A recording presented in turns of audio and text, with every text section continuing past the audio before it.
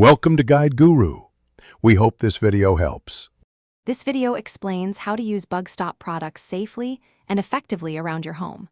Wear chemical-resistant gloves and eye protection when you handle bug-stop products. Use a respirator if label directions require it for enclosed spaces. Keep children and pets away and ventilate the treated area for at least 2 hours after application.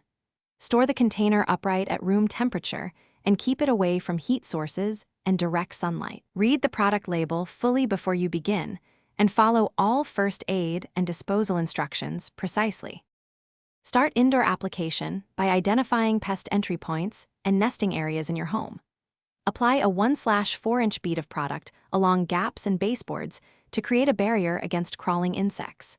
Treat entry points, such as door frames and window sills, every 30 to 60 days or after heavy rain.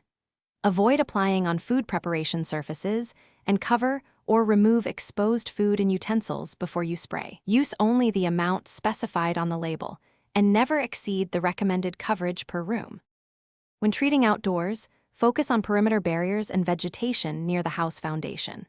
Apply product to foundation cracks and voids up to 3.5 inches deep to block pests from entering.